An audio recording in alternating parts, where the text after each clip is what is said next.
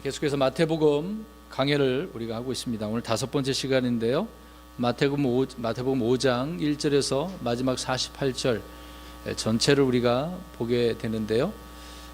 세심하게 살필 것은 살피고 또 몇 구절 몰아서 이렇게 생각해 볼 문제는 그렇게 생각해서 말씀 전해드리도록 하겠습니다. 오늘은 왕이신 우리 예수님께서 산상 설교하신 내용의 말씀들입니다.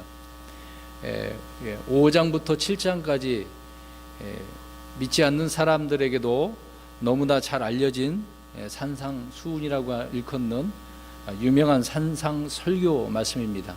지금 우리는 이제 산상수훈이 아니라 산상설교라고 해야 그게 올바른 것이기 때문에 앞으로 산상설교라고 그렇게 하시면 좋을 것 같습니다. 이 산상설교에 있는 내용 중 많은 구절이 그래서 안 믿는 사람들까지라도 암송을 하고 있는 그런 현상입니다. 그리고 3절부터 10절 말씀에 보면은 흔히 팔복이라고 하는 그런 내용들을 잘 아실 것인데요. 이런 팔복이나 또 6장 9절에서 13절에 나오는 또 주님이 가르쳐 주신 기도, 흔히 이제 소위 말하는 주기도문 그렇게 표현하죠.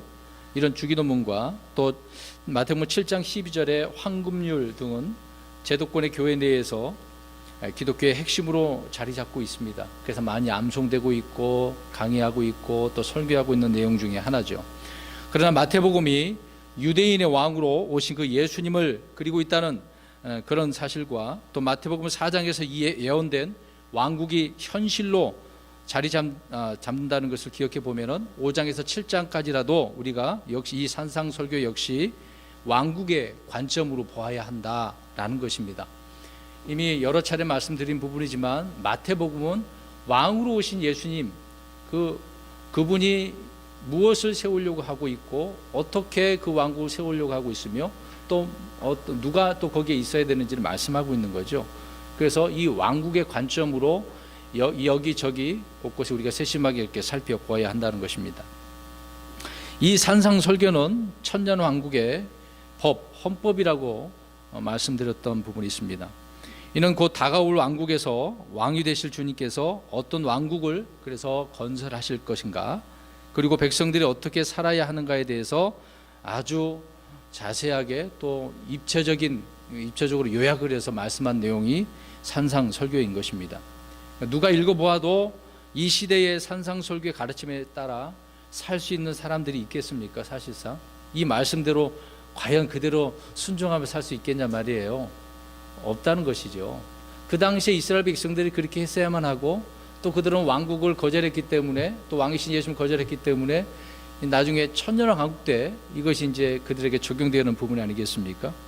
그래서 이 산상설교 그대로 실천하는 사람은 지금 이 시점에 없다는 것입니다. 물론 주님께서 오셨을 때도 그게 안 됐던 부분이죠.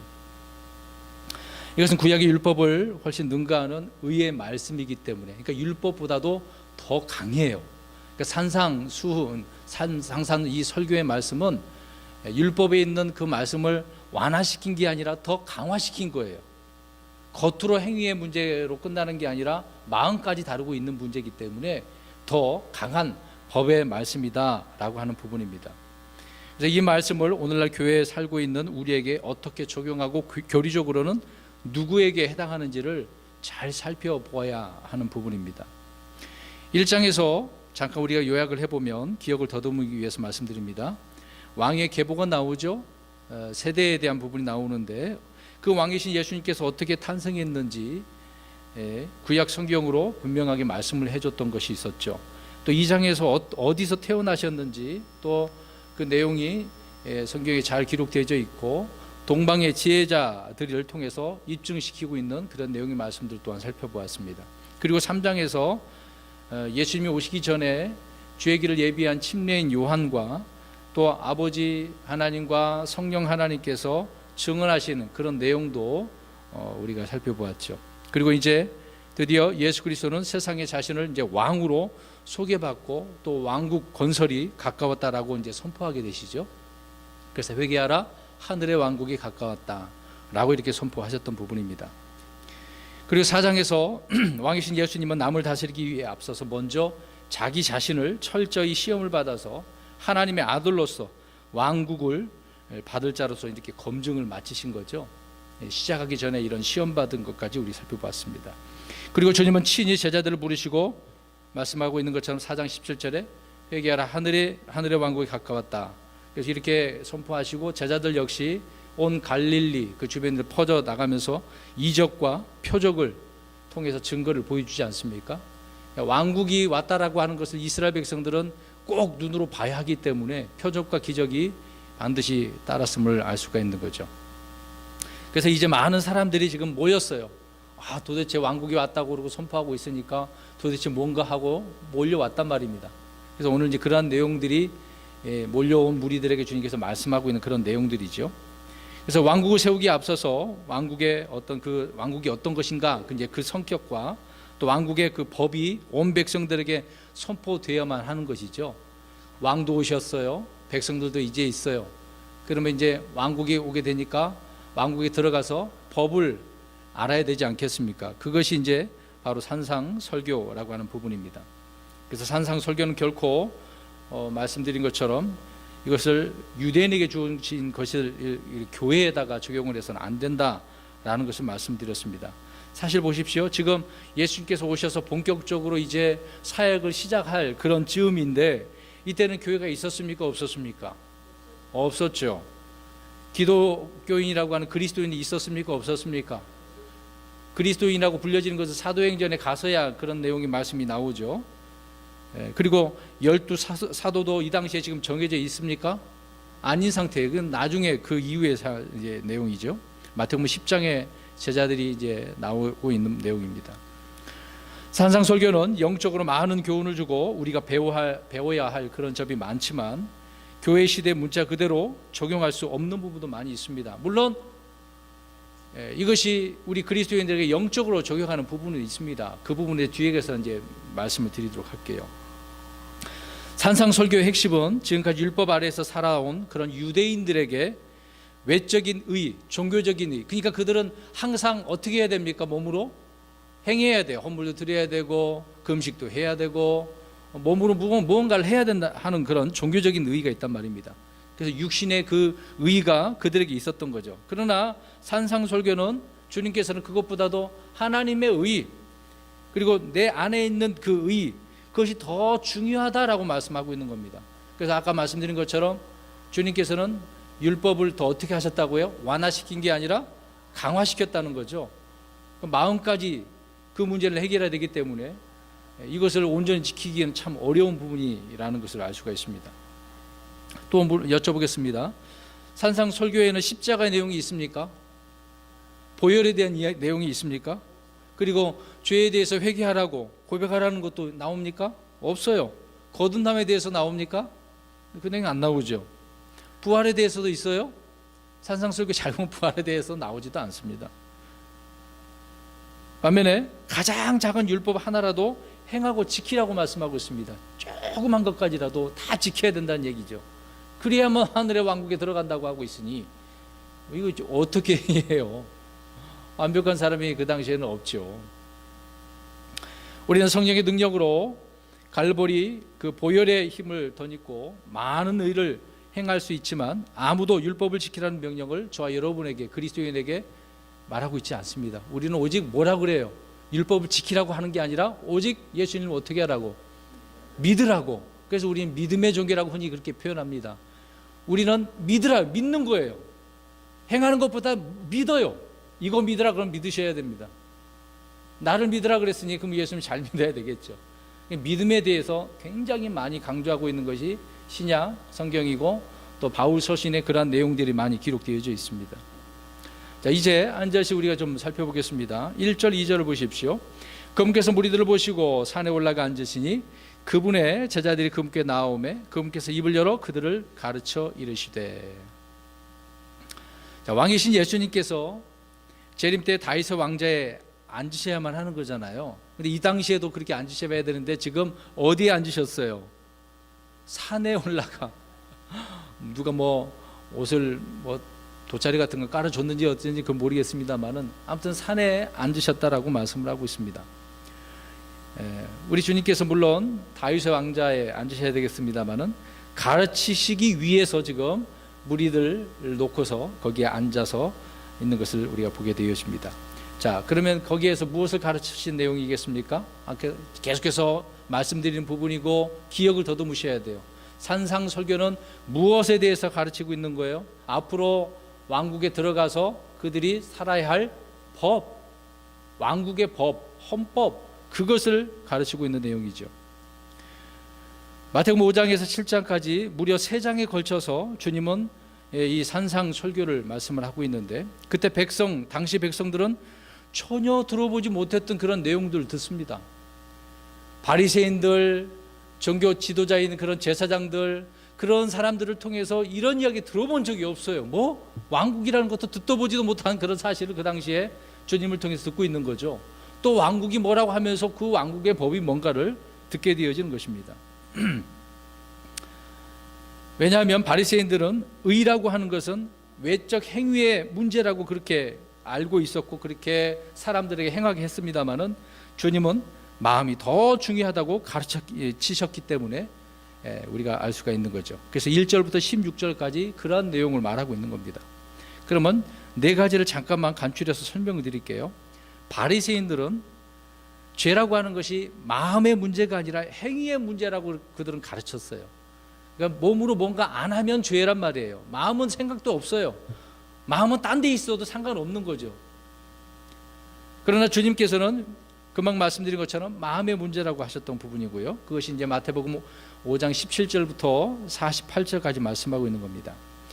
두 번째로 바리새인들은요, 사람들에게 보이기 위한 그런 종교 행위를 하죠. 그래서 옷을 길게 하고 시장에 가서 어떻게 합니까? 기도도 유창하고 아주 길게 미사역으로 집어넣어서 기도하고 그러잖아요. 그러나 우리 주님은 사람이 오히려 숨기고 하나님께 보이라고, 사람들에게 숨기라는 거 보이지 말고 하나님께만 보이라고 이렇게 말씀하셨던 거죠. 세 번째로 마태복음 6장 19절 31절 보면은요, 바리새인들은 그 당시에 탐욕에 쩌들어서 돈을 탐내고 있지 않았습니까? 돈. 그래서 심지어 예수님의 제자 중에 한 사람도 이 돈 문제가 있었지 않았습니까? 이제 누가 쓰라고 준 돈을 어떻게 했어요? 가룟 유다는 일부러 자기가 입마에 포켓했단 말이에요. 훔쳐갔단 말이죠. 그 돈으로 밭을 샀어요. 밭을. 이런 문제가 있었던 거죠. 아무튼 그들은 돈을 탐냈는데 주님은 보물을 어디에 쌓아두라고 그랬습니까? 그렇죠. 뭔가 다르잖아요. 그 다음에 바리새인들은 사람들을 빠르게 판단을 하죠. 그러니까 보는 것마다 판단하는 거, 너 왜 이렇게 해서 오히려 찾아다니면서 막 정죄하고 있는 그런 바리새인들이었습니다. 그러나 주님은 함부로 판단을 하라고 그랬어요? 하지 말라고 그랬어요? 하지 말라고 말씀드렸죠. 엄청난 차이가 지금 있는 것을 우리가 보게 되었습니다. 이런 주님의 말씀은 당시 유대인들에게 어떻게 보면 놀랍잖아요. 우리는 이렇게 해왔는데 갑자기 느닷없이 뭐 판단하지 마라? 뭐 마음의 문제야? 그럼 놀랄 수밖에 없었던 거겠죠. 이러한 관점으로 산상설교를 우리가 대해야 되는데요. 대하기 전에 몇 가지 그 사실들을, 또 그 차이점을 잠깐 예를 들어서 말씀을 드리려고 합니다. 사도행전 11장 26절을 우리가 이제 찾지는 마시고요. 지금 산상설교가 행해지는 이때에 그리스도인이 있다고 그랬어요? 없다고 그랬어요? 없다고 그랬잖아요. 근데 아까도 잠깐 말씀드렸습니다마는 사도행전 11장 26절에 그제서야 그리스도인이라고 하는 그런 단어가 나오죠. 그 다음에 두 번째로, 이 당시에 지금 산상설교하는데 지역 교회가 있었습니까? 교회는 예수님께서 내 교회를 세우리라 라고 할 때 마태복음 16장에 나오죠. 또 한참 뒤에 그 교회에 대한 이야기를 하고 있는 것입니다. 제가 왜 이야기를 하고 있는지 아시지요? 무슨 이유 때문에? 지금 산상설교를 교회에다 적용해야 된다고 말씀드리고 있는 겁니까? 그게 아니라는 거죠. 영적으로 우리가 교훈을 얻을 수 있는 부분이지만 교리적으로는 그리스도인들에게 해당되지 않는 그런 부분을 말씀드리는 겁니다. 그 다음에 세 번째로, 이때는 십자가 사건 이전이죠. 그래서 그리스도의 죽음 이야기도 장사 이야기도 또 부활에 대한 그런 내용의 지식을 알고 있는 사람이 아무도 없어요. 주님께서 아직 말씀을 안 하셨기 때문에, 또 계시를 해주지 않았기 때문에 알 수가 없겠죠. 그리고 네 번째로 이 설교의 청중들 듣고 있는 사람들은 십자가 사건 이전이에요, 이후예요? 이전의 유대인들이죠. 그러니까 유대인과 이방인을 정확히 우리가 구분해서 알 수가 있습니다. 그리고 말씀드린 것처럼 산상설교의 핵심은 의에 대한 이야기예요. 의. 그래서 율법의 의보다 더 엄격하게 이 의를 따라야 하는 것을 말씀해 주고 있는 겁니다. 이 전체가 다 의예요. 이렇게 해야 된다라고 하는 부분이 되겠죠. 그다음 여섯 번째로 산상설교는 왕국이 전파되는 그 연속선의 설계에 있는 그런 사건인데요. 산상설교가 끝난 그 이후에 8장 9장에서는 계속해서 역시 무슨 이야기가 나오냐면 왕국의 이 복음에 따른 표적이 따릅니다. 표적. 그래서 계속 예수님께서 병자도 고쳐주시고 누구를 살려주시기도 하고 이렇게 세워주시기도 하고 이런 표적들이 많이 있습니다. 그래서 유대인들에게 이 왕국의 헌법을 분명히 말씀을 해주고 있는 것이죠. 그래서 왕국이 오기 전에 그들에게 필요할 것이 뭔가, 그러니까 들어가기 전에도 이것을 알아야 되고 들어가서 또 행해야 되는 그런 부분도 말씀하고 있는 내용들이 이런 사실들이 있다라고 하는 부분입니다. 그래서 산상설교는 왕국이 임하기 전에 상황 속에서 임할 그 왕국을 바라보고 왕국이 오기 전에 그들이 해야 될 일과 또 행해야 할 규례들에 대해서 말씀하고 있는 겁니다. 다시 한번 말씀드리지만 이 본문을 우리가 영적으로 교훈적으로 교회 시대에 적용하기 이전에 먼저 교리적으로 어떻게 이것을 우리가 이해해야 하는가, 그 부분이 중요하다는 말씀을 한 번 더 말씀을 드리고 넘어가도록 하겠습니다. 또 한 가지 사실을 우리가 보게 되면요, 하늘의 왕국에서 유대인에게 적용되는 이 본문이라고 말씀드렸는데 이 지금 현재 은혜의 시대에 이 교회하고는 적용되지 않은 그런 부분이 몇 가지 또 있습니다만은요. 마태복음 5장 22절을 가서 한번 보십시오. 마태복음 5장 22절 한번 보시기 바랍니다. 자, 거기에 보면 너 어리석은 자여라고 말을 하고 있습니다. 그러면 어리석은 자라고 말하게 되어지면 어디로 들어가게 됩니까?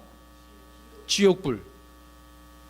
그러면 여기 계신 분들 중에 지금 지나가다가 어떤 사람에게 이 어리석은 놈아 그렇게 말하면 어떻게 되겠어요? 이 말씀대로 한다면. 그럼 보겠습니다. 고린도전서 15장 36절에도 바울이 너 어리석은 자여라고 고린도 교회 문제 있는 자들을 향하여 이렇게 말씀하고 있는 거거든요. 그럼 바울도 그렇게 했어요. 그런 말을 했어요. 근데 바울도 그러면 그런 말을 했으니까 어디로 가야 돼요? 그러면 지금 어떻게 해야 됩니까? 이 말씀을 받아들여야 돼요? 안 된다는 거죠. 적용이 될 수가 없다는 것입니다. 이 부분을 우리가 잘 살펴봐야, 바르게 나눠야 마태복음은 이런 의미로 교리로 말씀하고 있는 거구나 이해할 수 있다라고 하는 부분이겠죠. 그 다음에 마태복음 5장 29절 30절에 보십시오. 오른눈 오른손, 이제 눈과 손이 실족하게 될 때 그 눈을 어떻게 해버리겠습니까? 그 눈으로 손으로 죄를 지으면 그 어떻게 해야 돼요? 자르고 빼버려야 돼요. 그대로 이 말씀대로 해야 되는 부분인데 여러분, 저와 여러분 눈으로 손으로 죄를 지어야 안 지어요?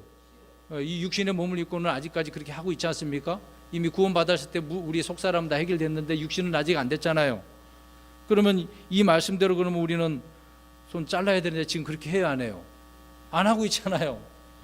그러니까 교회에 적용할 수 없는 부분을 교리적으로 말씀을 드리고 있는 거죠. 그 다음에 마태복음 7장 1절 말씀해 보면 아까도 잠깐 말씀드렸던 부분이지만 판단하지 말라고 그랬잖아요. 근데 고린도전서 2장 15절에 보면은요, 오직 영에 속한 사람은 모든 것을 판단하나 그 자신은 아무에게도 판단을 받지 아니하느니라. 이 판단에 대해서 말씀을 하고 있네요. 이 부분에 대해서 주일날에 이제 판단에 대한 말씀을 드린 적이 있는데요. 한 번 더 그것을 들으시면 또 이해가 될 것입니다.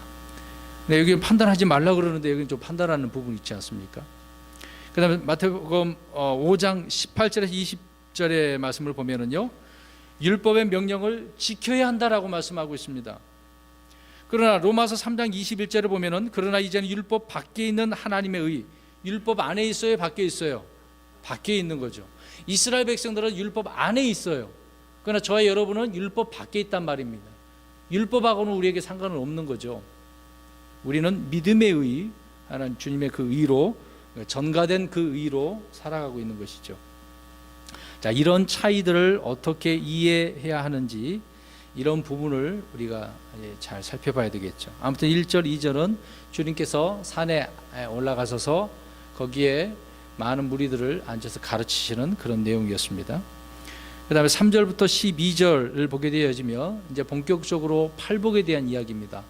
이 부분은 한 절씩 이제 말씀을 드릴 건데요. 영어 킹 제임스 성경을 보면은요, 맨 처음에 영어 bless 이렇게 복이 있나니라고 시작합니다. 근데 우리는 한국말로는 그렇게 안 되죠. 한국말은 항상 주어, 목적어, 서술어 이런 형식으로 나가기 때문에 좀 다릅니다. 근데 영어는 좀 먼저 중요한 단어부터 시작을 하고 이어가는 그런 내용입니다. 아무튼 복이 있나니라고 이렇게 시작을 하고 있어요. 그러니까 주님께서 복 있는 사람은 뭐 이런 사람이다, 시편 1편에 있는 것처럼 그렇게 말씀하고 있는 것입니다. 그래서 이 설교는 하나님이 복 주시는 사람이 어떠한 사람인가, 하나님이 찾으신 사람이 누구인가를 보여주는 그런 말씀인 것입니다. 그러니까 하나님의 사람이 이러한 사람이어야 된다라고 이야기를 하고 있는 거죠. 우리의 내용을 잘 보시면 주님은요, 한번 보세요. 돈 많은 사람, 학식이 있는 사람, 인물도 좋고 권세가 있고 가문도 좋은 사람들을, 그런 사람들을 지금 복되다, 그렇게 복이 있다라고 그렇게 이야기하지 않죠. 주님은 어떠한 사람이 복 있는 사람인가를 자세하게 말씀을 하고 있습니다. 여러분, 이 세상은 누구의 것입니까? 이 세상에 지금 현재는 사탄의 것이죠. 그리고 또 힘 있는 사람들, 부자들, 권세 있는 자들의 것이 아닙니까? 악인들의 것이잖아요, 현재 이 세상은요. 하지만 하늘의 왕국에서 가장 인정받고 복된 사람, 또 지금 현 세상에 말하는 출세의 지름길, 그런 것이 이 세상과 좀 너무나 달라요. 그래서 영이 가난한 사람이다라고 지금 이야기를 하고 있는 겁니다. 자, 다시 말씀드립니다. 복 있는 사람은 출세해가지고 지식이 있어서 권력도 잡고 또 대통령도 되고 위정자가 되고 그런 사람이 복이 있다라고 하는 거 아니죠. 근데 오늘날 많은 사람들이 그런 사람을 부러워하면서 나도 저렇게 되고 싶어, 그렇지 하지 않습니까? 혹시 여기 계신 분들 그런 분은 안 계시나요?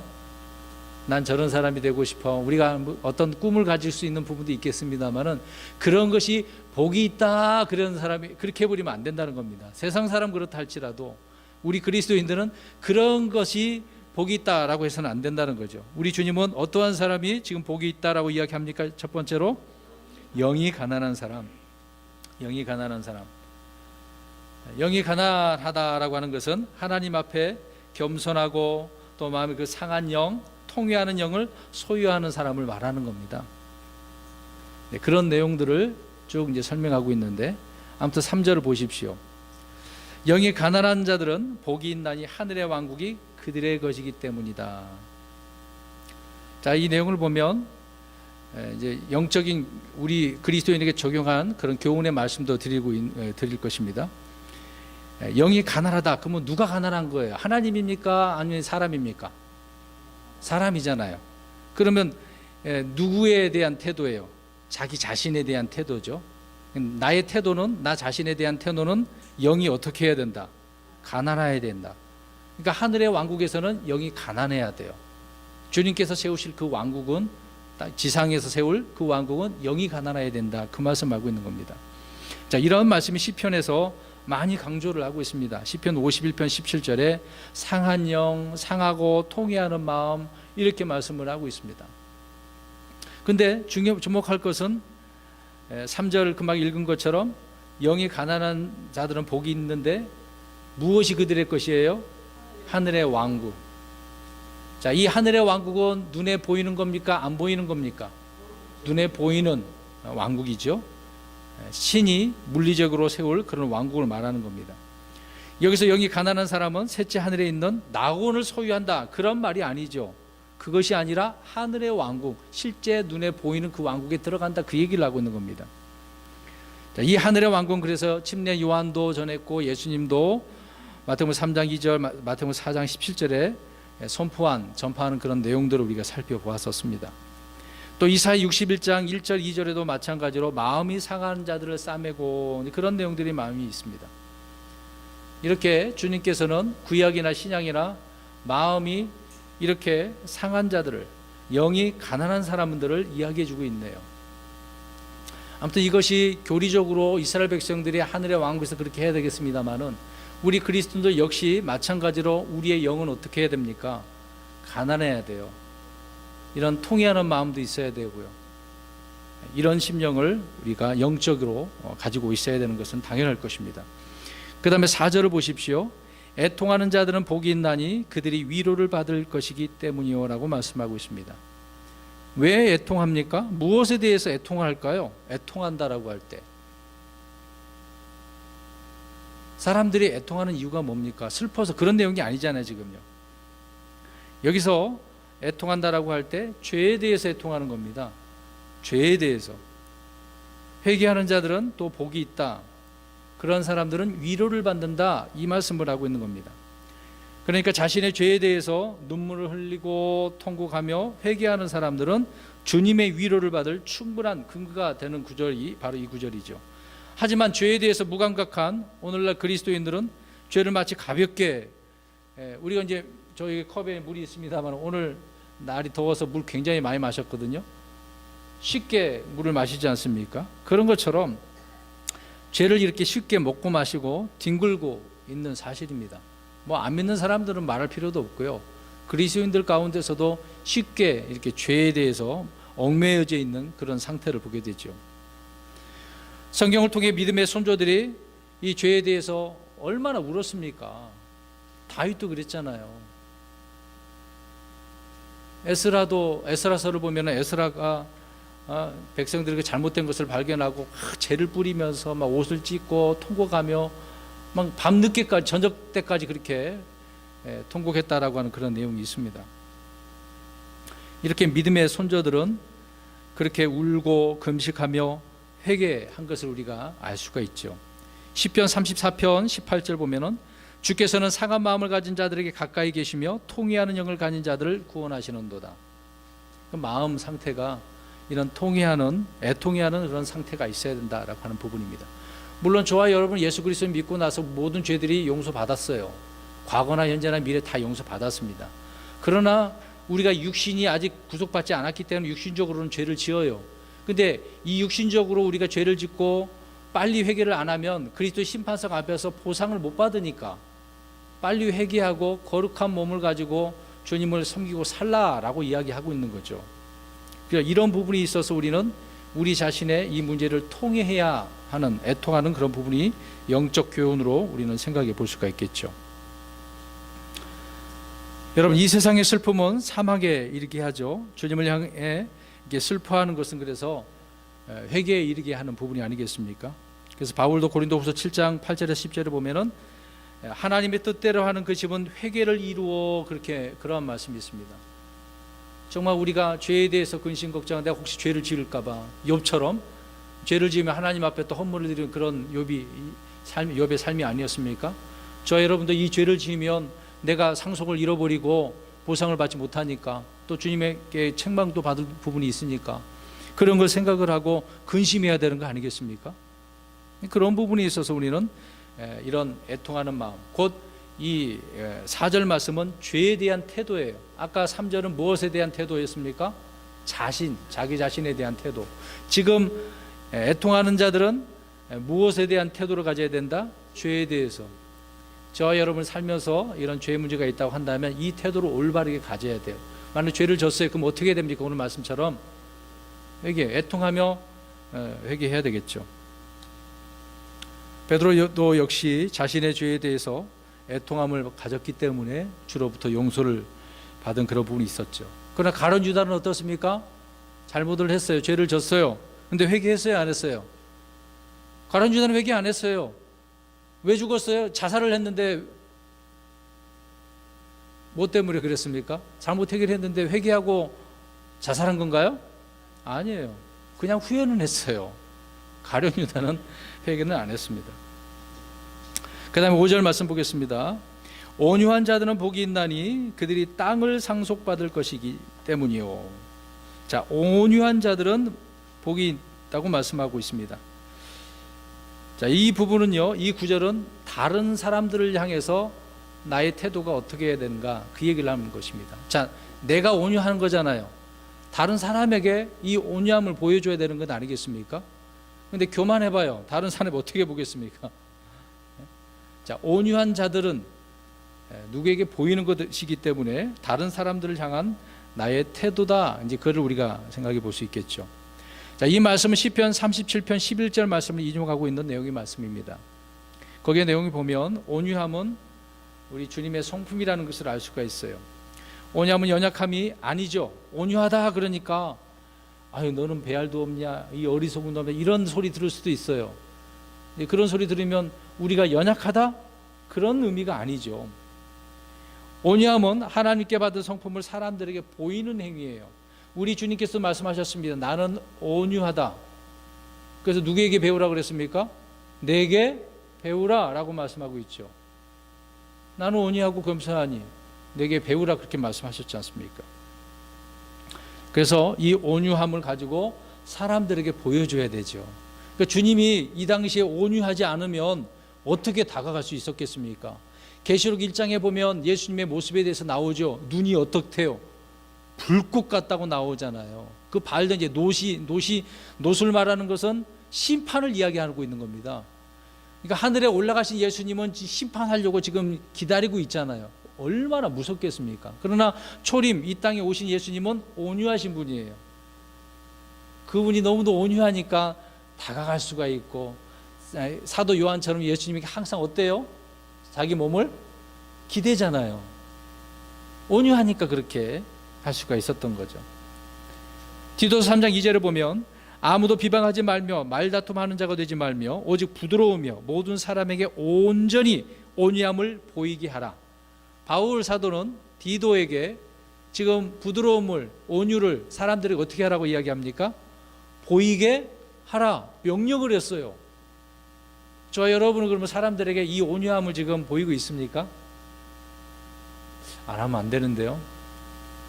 주님께서도 온유하셨으니까 우리도 온유해야죠. 좀만 기분 나쁘면, 요새 이제 더우니까 짜증이 많이 나, 금방 막 썽을 내고 분노가 막 치물러서, 특히 아이들에게 나왜 쉽게 떼지 말았던 일도 이렇게 뛰어나고, 얼마나 그렇게 됩니까? 아이들에게도 온유해야죠. 그런 모습을 자녀들이 보고 배우는 거예요. 그래 우리가 사람들에게 보이는 거죠. 이런 온유한 사람들은요, 그래서 주님으로부터 지도를 받고 가르침을 받는다고 시편 25편 9절에 말씀하고 있습니다. 또한 이사야 29장 19절에 보면 온유한 사람들은 주님을 더 기뻐하는 사람들이라고 나와 있어요. 온유한 사람들은 누구를 더 기뻐한다고요? 주님을 더 기뻐한대요. 읽어보겠습니다. 그냥 제가 읽게요. 온유한 자들은 스스로 더 많이 주를 기뻐하고, 온유한 사람은 더 스스로 이렇게 기뻐한대잖아요. 아, 우리 주님은 이런 분이야. 얼마나 기뻐요.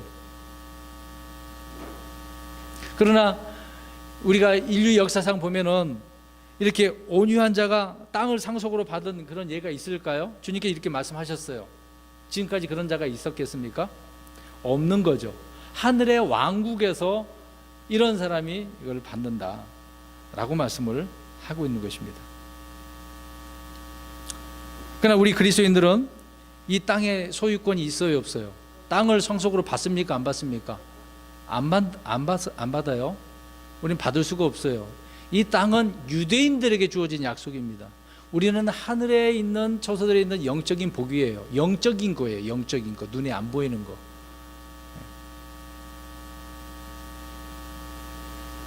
우리 그리스도인들은 땅에 대한 소유권을 이 땅에서 그리스도와 함께 고난을 받을 때, 그래서 상속을 받을 수 있습니다. 자, 그러면 저 여러분들이 그리스도 심판석 앞에 가서 보상을 받으려면 오늘 예수님께서 뭐라고 말씀하셨습니까? 금방 제가 말한 거죠. 그리스도와 함께 무엇을 받아야 된다고요?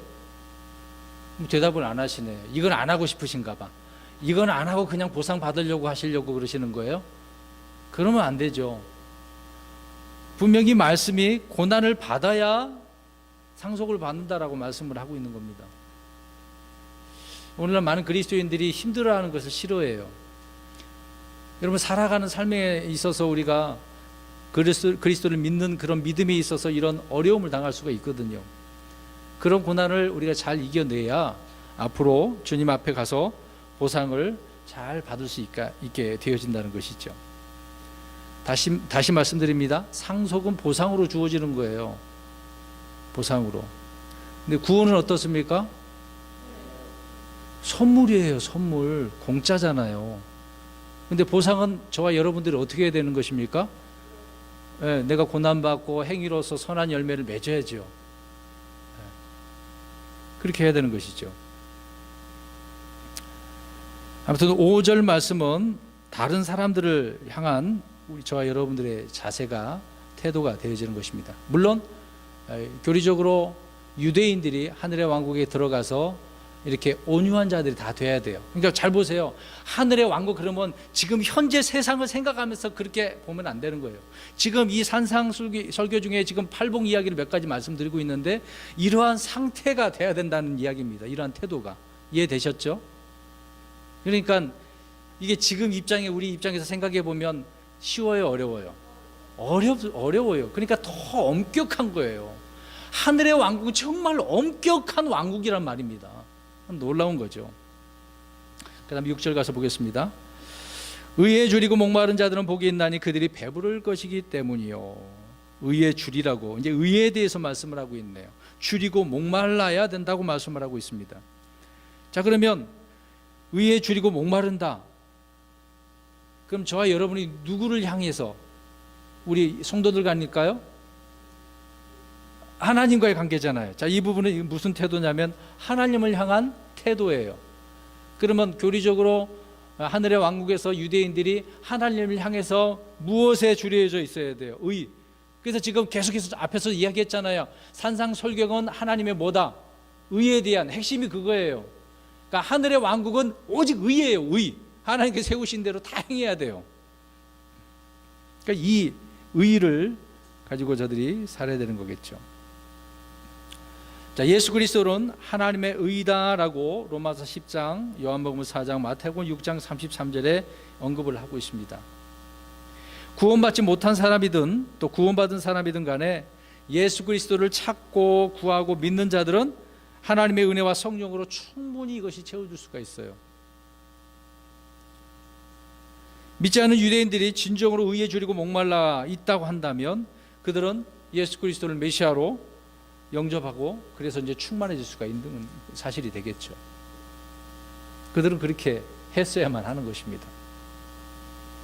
아무튼 하늘의 왕국에서는요, 하나님을 향한 이런 의가 항상 줄이고 목마른 그런 상태, 그런 사람들을 하나님께서는 어떻게 해주시겠다?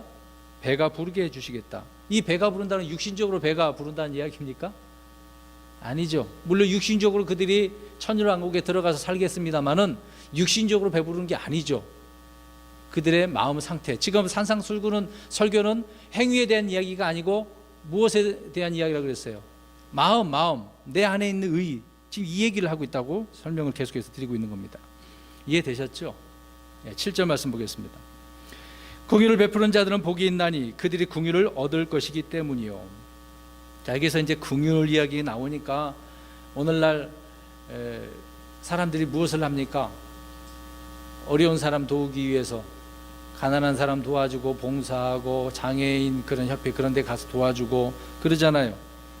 자, 그렇게 해야만이 그들이 무엇을 받는다라고 하고 있기 때문에 그렇습니까? 구원받는다고. 근데 이 말씀이 이제 그런 내용은 아니잖아요. 지금 산상설교에서는 이렇게 하면 구원받는다 그런 얘기가 아니거든요. 그들은 들어가서 그렇게 살아야 함을 이야기해 주고 있는 겁니다. 그래서 이 7절 말씀 우리가 잠깐 생각해 보면 이렇게 뭔가 행함으로 인해서 긍휼을 얻으려고 해서는 안 된다 그 얘기를 하고 있는 것입니다. 그러니까 구원받지 못하고 아무리 착한 일 많이 해도 소용없어요. 구원 못 받고 그런 일을 해도 그들은 지옥 갈 수밖에 없는 것입니다. 착한 일 많이 해도 소용없어요. 예수 그리스도를 믿고 나서 착한 일을 하면 더 좋겠죠. 그런 보상이 주어지는 거거든요. 근데 믿지 않고 아무리 해도 소용이 없다고요.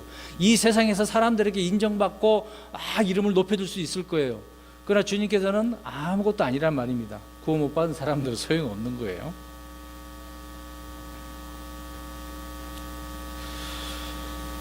마찬가지로 우리 주님께서 저와 여러분들에게 풍성한 긍휼을 베풀었다고 에베소서 2장 4절에서 7절을 말씀을 하고 있습니다. 주님은 긍휼을 받은 자가 마땅히 다른 사람들에게 어떻게 해야 되는 거예요? 긍휼을 베풀라고요. 그러니까 하늘의 왕국에서도 그렇게 되어져야 하는 것을 말씀해 주고 있는 겁니다. 그럼 지금은 어떻습니까? 저와 여러분도 역시 긍휼을 베풀어야죠. 누가복음 6장 36절에 보면 그러므로 너희 아버지께서 긍휼을 베푸시는 것 같이 너희도 긍휼을 베풀라. 너희도 하라 그랬거든요. 우리 야고보서 2장 13절 가서 읽어보겠습니다. 야고보서 2장 13절. 저 여러분도 이렇게 긍휼을 불쌍히 여기는 그런 마음이 있었으면 좋겠습니다. 특히 구원받지 못한 혼들을 향하여 이런 긍휼을 베풀 수 있는 그런 마음을 갖는 우리가 되어야 되겠죠. 야고보서 2장 13절 시작. 긍휼을 베풀지 않은 자는 긍휼 없는 심판을 받으리라. 긍휼은 심판을 이기고 기뻐하느니라. 야, 긍휼을 안 베풀면 어떤 심판을 받아요? 긍휼이 없어요. 너 국물도 없다? 그런 말 많이 하잖아요. 국물, 긍휼, 여기는 긍휼이죠. 그래서 우리 그리스도인들은 누구보다도 긍휼에 풍성한 자가 되어야 되겠죠. 더군다나 우리 믿는 자들은 더 그래야 되겠고요. 안 믿는 사람들에게도 우리가 이런 긍휼을 베풀 수 있는, 용서할 수 있는 그런 사람이 되었으면 좋겠습니다. 8절 말씀입니다. 8절은 마음이 순수한 자들은 복이 있나니 그들이 하나님을 볼 것이기 때문이요. 자, 마음 상태 또 설명하고 있습니다. 마음이 순수해야 된대요. 깨끗해야 된다는 이야기입니다. 이 세대의 마음이 순수하다고 해서 하나님을 볼 수 있는 그런 사람이 있을까요? 이런 이야기들 들으셨을 거예요. 나는 이 사람은 법 없이도 사는 사람이다. 혹시 주변에 그런 사람 있나요? 그건 다 거짓말이죠. 어떻게 그렇게 살 수 있겠습니까? 자기도 모르게 죄 지은 게 얼마나 많겠어요. 내가 알지 못한 그런 법도 많이 있는데 그런 말은 맞지가 않겠죠. 마음이 순수하다. 아무튼 지금 이 현 시대는 하나님 볼 수 있는 사람이 아무도 없습니다. 모세는 하나님의 어디를 봤어요? 모세도 하나님 얼굴 못 봤어요. 늘 하나님과 직통 계시를 받은 자가 바로 모세인데 모세도 하나님 얼굴을 못 봤는데, 그렇죠? 자, 이 말씀은 천년 왕국 때에 해당하는 말씀인데요. 마음의 악을 품은 사람은 주 예수 그리스도의 불꽃 같은 그런 눈동자를 쳐다볼 수 없어요. 이제 천년 왕국 때는요, 주님께서 지상에 내려오셔서 다윗의 왕자에 앉으실 거거든요. 만왕의 왕으로 다스리시는데요. 그 심판하신 그 주님의 눈이 이런 식으로 왕국을 다스리게 되는 겁니다. 그러니까 죄가 드러나서 즉결 심판이에요. 천년 왕국 때는 용서가 없어요. 바로 그냥 심판받는 것입니다. 아무튼 이 말씀은 구약 성도들에게 잘 알려진 그런 내용의 말씀입니다. 시편 24편 3절에서 5절 말씀에 나옵니다. 잠깐 읽을게요. 누가 주의 산에 오르리요, 누가 그분의 거룩한 산에 서리요. 깨끗한 손과 순수한 마음을 가진 자, 곧 헛된 것을 향해 자기 혼을 들지 아니하고 속임수로 맹세하지 아니한 자로다. 그가 주께 복을 받고 자기의 구원에 하나님께 의를 받으리니. 이렇게 되어져 있어요. 이 문맥은 재림에 대한 문맥이거든요. 이 말씀을 주님께서 지금 인용을 하시면서 산상설교를 하고 계시는 거예요. 또 시편 34편 1절, 3절, 8절, 10절 말씀에 보게 되어지면 예수님이 다스리는 그런 왕국은 문자적인 그런 하늘의 왕국인데요, 메시아인 그 왕께서 이 땅에서 눈에 보이게 통치하는 그런 왕국을 말해주고 있는 겁니다. 좀 전에 이야기했던 것처럼 죄를 졌어요. 천년왕국에 들어가서. 그럼 어떻게 한다고요? 즉결심판이란 말입니다. 그럼 주님은 다 아셔요. 죄를 지으면 드러나는 그런 순간 바로 불에 들어가게 되어지는 겁니다. 자, 하나님을 보는 건 마음이 순수해야 된다라고 말씀을 하고 있습니다. 그래서 분명히 시편 24편 아까 말씀드린 것처럼 거룩한 곳과 주의 산에 오를 자가 어떤 사람이라고요? 순수한 사람, 순수한 사람. 저 여러분들도 순수해야 됩니다. 더럽혀서는 마음이 순수해야 돼요. 두 마음 가져서도 안 되고 뭔가 더러운 것과 이렇게 섞여서도 안 되겠죠. 늘 우리는 순수한 마음을 지녀야 하는 것입니다. 그러면 우리가 순수한 마음을 가지고 유지해야 되는데 어떻게 해서 유지할 수 있을까요? 순수한 마음을 계속해서 가지시려면 어떻게 해야 되겠습니까? 네, 우리 성경 말씀을 읽어보겠습니다. 베드로전서 1장 22절, 베드로전서 1장 22절 보겠습니다. 늘 우리는 말씀과 기도로 살아야 되겠죠. 베드로전서 1장 22절은 뭐라고 말씀하는지 보겠습니다. 1장 베드로전서 다 찾으셨어요? 1장 22절 시작. 너희가 성령을 통해 진리에 순종함으로 너희 혼을 깨끗게 하여 거짓 없이 형제들을 사랑하기에 이르렀으니 순수한 마음으로 뜨겁게 서로 사랑하라. 아멘. 성령님을 통해서 진리에 순종하게 되는 거죠. 성령님은 진리로 우리를 인도하시는 분이에요. 그러면 그 진리에 인도하셨으면 우리가 순종해야 되겠죠. 그래서 혼을 깨끗하게 해서 거짓 없이 살게 하시는데, 그래서 성도들, 형제들 간에 순수한 마음으로 뜨겁게 어떻게 해야 돼요? 사랑하는 거죠. 순수하니까 뜨겁게 사랑할 수밖에 없는 겁니다. 그러나 순수하지 않으면 뜨겁게 사랑이 안 되는 거예요. 그러니까 성도가 비판의 대상이 되고 미움의 대상이 되고 그렇게 돼버릴 수밖에 없겠죠. 이런 부분을 우리가 잘 깨달아야 하는 부분입니다. 아무튼 진리의 말씀에 순종함이 없다라고 한다면 그리스도인들의 마음은 정말 이렇게 나쁘고 더럽혀진 그런 상태로 변하게 되어질 것입니다. 그 다음에 9절 말씀입니다. 화평케 하는 자들은 복이 있나니 그들이 하나님의 아들이라 불릴 것이기 때문이요 라고 말씀하고 있습니다. 화평케 하는 자들. 자, 9절에서 하나님의 자녀라고 불리는 조건이 뭡니까? 하나님의 자녀는 어떤 사람이어야 돼요? 금방 읽었잖아요. 금방.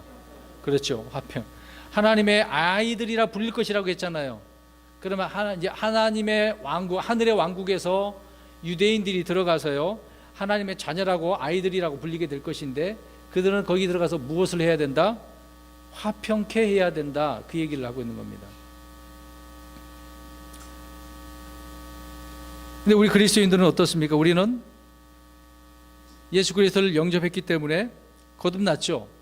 그래서 우리는 하나님의 아들들이 되는 무엇을 받았어요? 요한복음 1장에서 권세, 이제 권능이죠. 옛날생의 권세, 권능을 받았어요. 우리는요. 하나님의 아들들이 되는 권능을 받았단 말입니다. 이미 받았어요. 비록 우리가 뭐 거듭난 사람들이 화평케 하지 않더라도 우리 이미 받았기 때문에 하나님의 아들들이죠. 계속해서요. 근데 문제는 안 해서는 안 되겠죠. 하라고 그랬으면 우리가 그러한 자로 살아가야 하는 것입니다. 자, 이 말씀은 이사야 52장 7절 말씀과 연결되어지는 말씀인데요. 이사야에서 말하는 화평의 복음이 있는데, 이 화평의 복음이라고 하는 것은 유대인들이 예수 그리스도의 왕국 통치를 선포하는 하늘의 왕국 복음입니다. 그래서 예수 그리스도께서 재림하실 때 화평의 통치자가 되시는 것이죠. 그래서 이 구절은 지금 재림 때 적용되어지는 그런 구절이라는 것을 말씀을 해주고 있는 것입니다. 잘 보세요. 그러면 오늘날 노벨 평화상 받은 사람도 있을 겁니다. 보세요. 노벨 평화상 받았어요.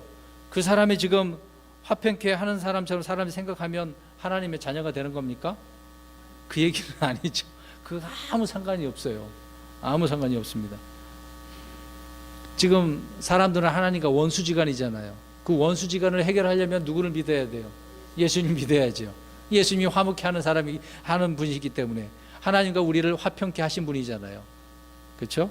그럼 저와 여러분들은 어떻습니까? 우리는 세상에서 어떠한 사람으로 있어야 될까요? 잘 대답하셔야 돼요. 저와 여러분 세상에 나가서 어떻게 해야 돼요? 근데 사람들은 우리가 그렇게 하면 어떻게 생각합니까? 좋게 받아들여요? 와, 저 사람 복음 전한다, 자, 착하다, 그렇게 얘기하나요? 오히려 어떻게 받아들여요?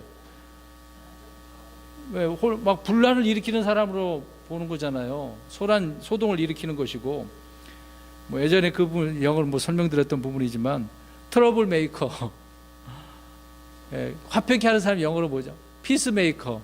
뭐 평화 협상자 그런 말도 있는데 화평케 하는 사람.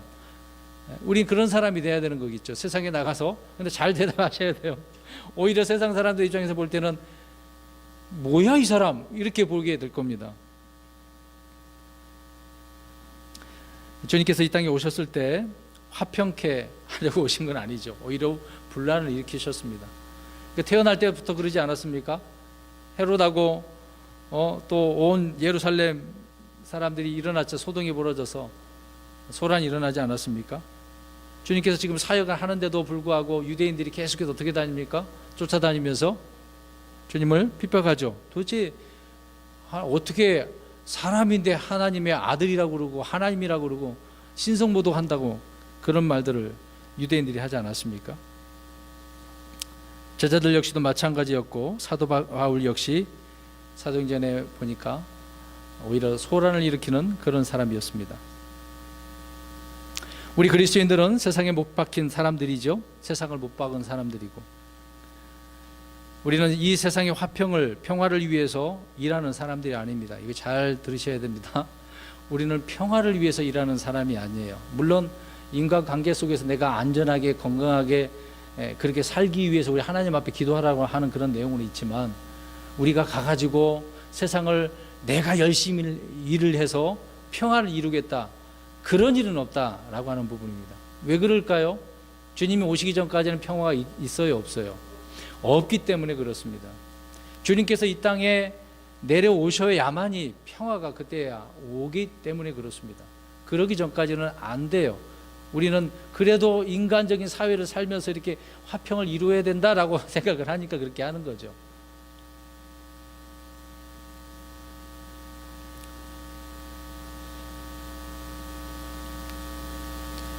우리 믿음으로 인해 가정에서도 그래서 또 때로는 다툴 수도 있죠. 분란을 일으킬 수도 있습니다. 믿음의 문제로 서로 그런 문제가 있겠죠. 하지만 주님과 불화한 그런 죄인들, 구원받지 않은 사람들을 위해서는 우리는 어떠한 사람이 되어야 될까요? 화평케 하는 사람이 되어야 돼요. 이제 좀 이해가 되셨죠? 안 믿는 사람들을 위해서는 하나님과 화평케 해야 되니까 주님께서 저와 여러분을 화평케 하려고 하는 화목자로 오셨지 않습니까? 저와 여러분들도 역시 불신자들을 위해서 하나님과 화평케 할 수 있는 그런 자로 우리가 일을 해야 한다라고 하는 부분입니다. 세상을 위해서 평화 협상자로 살아가는 게 아니라 믿지 않는 사람들을 믿게 만드는 그런 사람이 되어야 된다라고 하는 것을 말씀드린 겁니다. 그 부분이 에베소서 2장 14절에 말씀을 하고 있습니다. 아무튼 9절이 화평케 하는 사람에 대해서 말씀을 하고 있네요. 그러니까 하늘의 왕국에서 이렇게 돼야 되는 것입니다.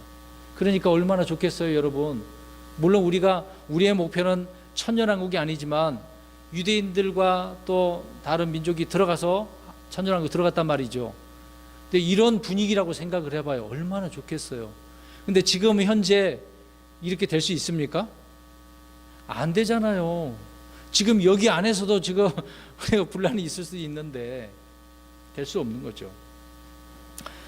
10절 11절 보겠습니다. 의로 인하여 핍박을 받은 자들은 복이 있나니 하늘의 왕국이 그들의 것이기 때문이라. 나로 인해 그 사람들이 너희를 욕하고 핍박하며 너희를 대적하여 거짓으로 온갖 종류의 악한 것을 말할 때에 너희에게 복이 있나니. 자, 의로 인하여 핍박받는 자들이라고 말씀을 하고 있습니다. 천년왕국은요, 구약의 성도들, 신약의 성도들, 환난 성도들이 왕과 제사장이 되어서 이제 천년 동안 거기서 다스리게 될 것입니다. 저와 여러분도 천년왕국에 들어가긴 해요. 근데 우리는 왕과 제사장으로 다스리기 위해서 들어가는 거잖아요. 우리는 변화된 몸으로 들어가는 거잖아요. 그러나 유대인들과 이방 민족들은 그들은 이제 칠려 환난을 거치고 살아서 들어가는 거지 않습니까? 그런 부분은 좀 다르지만 아무튼 들어가서 왕과 제사장으로 있는 부분은 우리가 알 수 있는 것인데요. 그렇다고 해서 이방 민족들이 이렇게 할 수는 없겠죠. 이스라엘과 또 우리 그리스도인들이 다스리는 그런 부분이 있는 것을 알 수가 있는 것입니다. 자, 의로 인하여 핍박을 받는 자들은 아벨 때부터 이 세상이 끝날 때까지 끊이지 않은 것을 우리가 알 수가 있습니다. 계속해서 의로운 자들은 무엇을 받고 있습니까? 핍박을 받는 거예요. 그래서 아벨이 의로워서 자기 형에 의해서 어떻게 됐습니까? 죽임을 당했죠. 우리 예수님도 뛰어넘어서 이제 우리 예수님도 이 땅에 오셔서 의로운 자로 오셨잖아요. 너무도 의로우니까 유대인들이 어떻게 했습니까? 십자가에 죽였지 않습니까? 의로 인해서 어떻게 해야 된다? 핍박받아야 된다 라는 것을 말씀을 해주고 있네요. 특별히 우리에게는 이제 땅에 약속이 없죠. 땅에 대한 약속이 없는 교회 성도들은 의로 인하여 핍박받음으로 인해서 왕국을 상속받을 수가 있어요. 아까도 언급한 것처럼 이 땅에서 우리가 그리스도를 믿는 그런 믿음을 가지고 살아갈 때 무엇을 받아야 된다? 아까 앞에서 했잖아요. 무엇을 받아야 된다고? 핍박, 고난을 당해야 된다고. 디모데후서 2장 12절에 나오고 있죠. 저희 여러분들은 그렇게 고난을 거쳐서 이런 보상이 주어지게 되는 것입니다. 우리에게는 물론 이 하늘의 왕국은 들어가서 다스리기 위한 부분이니까요. 우리 그리스도인들은 세상에서 아주 멋있게 평안하게 그렇게 살도록 부름받은 것은 아닙니다. 자 보세요. 저희 여러분들은 그냥 부름받은 게 아니에요. 그냥 놀고 먹고 잘 지내려고 부름받은 게 아니라 무엇을 받게 하려고? 핍박받게 하려고. 누구 때문에? 예수님 때문에. 이게 하나님도 좋아하시는 거예요. 예수님도 좋아하시는 거고. 그래서 사도행전을 보면은 사도들이 고난 받았어요. 그래서 고난 받기를 더 어떻게 했다고 그랬습니까? 즐기하고 기뻐했다고 말씀하고 있죠. 그리스도인이 이와 같은 삶을 우리는 살아가야 되는 겁니다. 그래서 경건하게 살고자 하면 예외 없이 이런 박해를 받는 겁니다. 디모데후서 3장 12절에 참으로 그리스도 예수님 안에서 하나님의 뜻대로 살고자 하는 모든 자는 핍박을 받을 터이나. 자, 그러면 또 여쭤보겠습니다. 오늘 시간 관계상 다 할 수 없을 것 같은데, 자, 여기 계신 분들은 지금 핍박받고 계신 분은 손 들어보세요. 한 분, 두 분, 세 분, 몇 분밖에 없나요? 예수 믿는 것 때문에 잘못해갖고 핍박받는 거 말고, 내가 실수 저질러서 그런 거 말고. 물론 과거에 있었던 분 손 들어보세요. 앞으로 있을 것이다라고 그건 모르니까 나가서 복음 전하고 의를 한번 드러내시면 받을 수 있겠죠. 경건하게 이렇게 살고자 하면 이런 일을 당하게 되어지는 겁니다. 그래서 12절에 그러한 사람은 어떻게 해야 한다고 말씀하고 있을까요? 오늘 마태복음 5장 12절 한번 보세요. 그렇죠. 기뻐하고 크게 즐거워하라. 하늘에서 너희 보상이 크니라. 그러니까 지금 이 내용이 얼마나 힘들겠어요. 이런 복 있는 사람으로 살려고 한다면 이제 엄격하게 나가야 되는데 핍박까지 받으니까. 그러니까 기뻐하고 크게 즐거워하라. 그러면 지금 아까 몇 분 손 들으셨는데 기뻐하고 계십니까? 아직 거기까지 안 가셨어요? 아니면 기뻐하고 즐거워하고 계시면 다행이신 거고요. 우리가 이런 말씀을 알고 깨닫고 믿고 확신에 있을 때 이런 일이 오게 되었을 때 우리는 주님께서 말씀하고 있는 것처럼 기뻐하고 즐거워해야 되겠죠. 물론 이스라엘 백성들이 하늘의 왕국에서 이렇게 크게 기뻐하고 즐거워하는 거겠죠. 들어가서 그렇게 보상을 받은 것이니까 그들은.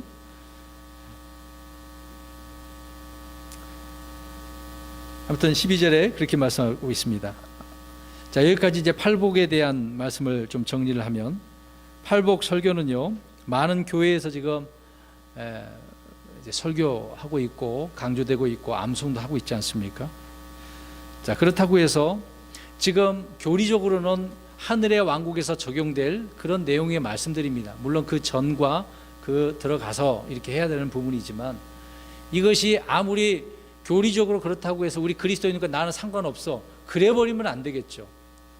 유대인들에게 하신 말씀이라 할지라도 우리가 이것을 영적 교훈으로 삼아서 우리의 마음 상태를, 우리도 이제 영적인 그런 마음의 문제가 우리도 있기 때문에 우리가 그리스도인으로 어떻게 살아가야 될지를 잘 분별하고 나눠서 우리가 이해를 할 필요가 있다라고 하는 부분입니다. 그래서 이 팔복의 내용대로 우리가 살펴본다면, 성경적으로 믿는 그리스도인이라고 한다면 마땅히 영이 어떻게 해야 돼요? 가난해야 돼요. 죄에 대해서 어떻게 해야 됩니까? 애통해야 되고, 또 주님처럼 온유해야 되겠죠. 의에 주리고 목말라야 하는 것입니다. 지금도 우리가 말씀에 목말라야 돼요. 말씀의 의의가 무엇인지를 알아야 할 필요성이 있지 않습니까? 구원받고 난 구원받았으니까 알 필요가 없어. 그러면 안 돼요. 어떤 교파처럼 그렇게 되는 겁니다. 구원받았다 그 다음은 그냥 마음대로 살잖아요. 그러면 안 돼요. 그 이후의 삶이 더 중요한 거거든요. 불신자들에게 있어서는 구원받아야 되는 것이 가장 중요한 거고, 구원받았다라고 한다면 구원받고 난 그 이후의 삶이 중요한 이런 내용을 우리가 이해를 해야 되는 거죠. 그리고 형제들을 향해서 긍휼을 베풀고 마음과 양심은 늘 순수함을 유지해야 되는 거죠. 그래서 화평의 그런 복음을 전함으로 인해서 우리는 화평케 하는 자들이 되는 것입니다. 그러다 보면 이제 의로 인해서 핍박을 받게 될 것인데, 핍박을 받을 때는 받아야 되겠죠. 핍박을 받으면 아까 12절 말씀처럼 어떻게 해야 되겠습니까? 크게 여기 있잖아요. 크게 기뻐하고 크게 즐거워하라고요. 크게 막 큰 웃음을 좀 소리 지르든가, 하나님 감사합니다 뭐 그래 보시든가 나름대로 하시고요. 이런 삶을 우리가 살아가야 하는 거죠. 우리 그리스도인들은 현재 모두 하나님의 왕국의 백성들입니다. 하늘의 왕국의 백성들이 아니고 하나님의 왕국. 우리는 십자가에 못 박힌 삶을 살아갈 때 하나님이 원하시는 이런 복음에 합당한 삶과 열매를 맺을 수 있게 되어지는 겁니다. 이스라엘 백성들이 당시 주님이 오셨을 때 그렇게 했으면 얼마나 좋았겠어요. 만약에 그랬다고 한다면 저 여러분들은 구원 못 받지. 당장 하늘의 왕국이 되어버리기 때문에. 그렇죠? 시간이 한참 흘러서 우리에게 이런 기회가 주어졌습니다. 유대인들보다 더 좋은 그런 유익되고 행복한 삶을 나중에 영원토록 살 수 있게 되었으니까 얼마나 감사해요. 그런 내용들이 뒤에 나오는데 시간 관계상 다 할 수가 없어. 너무 이제 길어서 다음 주에 해야 될 것 같고요. 사랑하는 성도 여러분, 당부드리는 말씀이지만 우리가 대상을 잘 구분을 해야 되는 필요성이 있습니다. 유대인들에게, 교회에게, 이방인들에게 하는 이런 말씀들을 잘 구분을 먼저 하시고, 그 다음에 영적 교훈을 따라서 우리가 내게 주어진 삶에 있어서 정말 그리스도인답게 주님께서 말씀하시는 그런 성도로 살아가는 저와 여러분이 되시기를 주의 이름으로 축원합니다.